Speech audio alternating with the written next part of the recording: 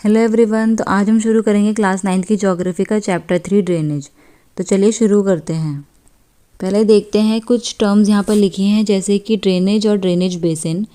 तो ड्रेनेज का मतलब क्या होता है? ड्रेनेज का मतलब होता है किसी भी एरिया के रिवर और उसकी ट्रिब्यूटरीज। लेकिन अगर हम ड्रेनेज बेसिन की बात करें, ड्रेनेज बेसिन का मतलब होता है वो रिवर किस किस एरिया से फ्लो करते हुए जाती है। तो उस एरिया, उस ज़मीन की हम बात करते हैं ड्रेनेज बेसिन में। जैसे कि हमारी जो गंगा नदी है, अगर हम उसके ड्रेनेज बेसिन की बात करें तो उत्तराखंड से बंगाल तक उसके बीच में जितने भी स्टेट आते हैं, जिस स्टेट से वो फ्लो होकर जाती है, वो पूरा उसका ड्रेनेज बेसिन कहलाएगा। लेकिन अगर हम सिर्फ उस गंगा नदी की बात करें तो वो ड्रेनेज है। तो ड्रेनेज का मतलब होता है वो नदी, और ड्रेनेज बेसिन का मतलब होता है कि वो नदी किस एरिया से फ्लो करते हुए जाती है, वो पूरे एरिया को हम कहेंगे ड्रेनेज बेसिन। तो अब हम देखते हैं वाटर डिवाइड। वाटर डिवाइड क्या होता है? इसके नाम से समझ में आ रहा है एक ऐसा एरिया जो दो वाटर को डिवाइड करे। तो जैसे कि यहाँ पर ये वाटर डिवाइड है, ये वाटर डिवाइड क्या कर रहा है, यहाँ का जो एक रिवर सिस्टम है और यहाँ के रिवर सिस्टम को अलग अलग कर रहा है। मतलब यहाँ का पानी यहाँ नहीं जा रहा और यहाँ का पानी इधर नहीं जा रहा। तो ये वाटर डिवाइड हम कहेंगे, इसके बीच में एक वाटर डिवाइड है जो कि इन दो अलग अलग ड्रेनेज बेसिन को अलग अलग करता है। The world's largest drainage basin is of Amazon river. दुनिया में सबसे बड़ा ड्रेनेज बेसिन किस नदी का है? अमेजन रिवर का। और ये अमेजन रिवर कहाँ है, आप कमेंट सेक्शन में बताइए। तो अब देखते हैं इंडिया का ड्रेनेज सिस्टम कैसा है। इंडिया की नदियों को 2 ग्रुप्स में बांटा गया है। एक है हमारी द हिमालयन रिवर और एक है हमारी द पेनिनसुला रिवर। इनके नाम से ही अंडरस्टूड है कि हिमालयन रिवर जो होगी वो हिमालय से निकलेगी और पेनिनसुला रिवर जो होगी वो पेनिनसुला से निकलेगी। तो ये जो ऊपर नॉर्थ वाली नदियों की अगर हम बात करें तो ये हमारी हिमालयन रिवर्स है, और अगर हम साउथ की नदियों की बात करें तो ये हमारी पेनिनसुलर रिवर है। हिमालयन रिवर जो है वो पेरेनियल रिवर है। पेरेनियल का मतलब होता है ऐसी नदी जिसमें साल भर पानी रहता है, इसमें कभी पानी सूखता नहीं है। तो इसको अपना पानी मिलता कहाँ से है? एक तो इसमें पानी आता है रेन से, बारिश से, और दूसरा आता है मेल्टेड स्नो से, मतलब जब बर्फ़ पिघलती है तो इस नदियों को पानी मिलता है। Indus and Brahmaputra originate from the north of mountain ranges. इस लाइन का मतलब है कि जो हमारे हिमालयाज़ हैं, इस हिमालय के नॉर्थ में कुछ नदियाँ ओरिजिनेट होती हैं जैसे कि इंडस और ब्रह्मपुत्र, और ये नदी हमारे पहाड़ों को काटते हुए आगे बढ़ती है और यहाँ पर जॉर्ज बनाती है।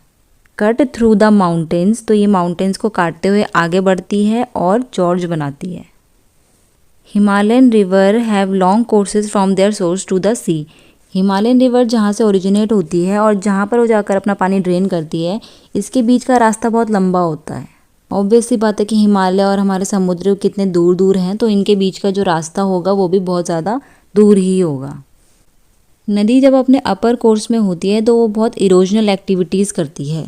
इरोजन का मतलब होता है कि तोड़फोड़ करना और अपने साथ बहुत सारा मिट्टी या रेत, कंकड़, पत्थर लेकर आना।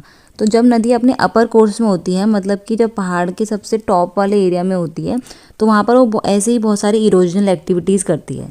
तो वहाँ से वो सिल्ट, सैंड, रेत, कंकड़, पत्थर जो भी होता है वो अपने साथ फ्लो करके लाती है। लेकिन जब नदी अपने मिडल और लोअर कोर्स में आती है तब वहाँ पर वो डिपोजिशन करती है। मतलब कि जब नदी थोड़े से नीचे वाले एरिया में आती है तब यहाँ पर वो तोड़फोड़ नहीं करती, बल्कि ऊपर से जो लाए गए उसके पास रेत, कंकड़, पत्थर है, उसको वो यहाँ पर जमा करना चालू कर देती है। डिपोजिशन का मतलब होता है जमा करना।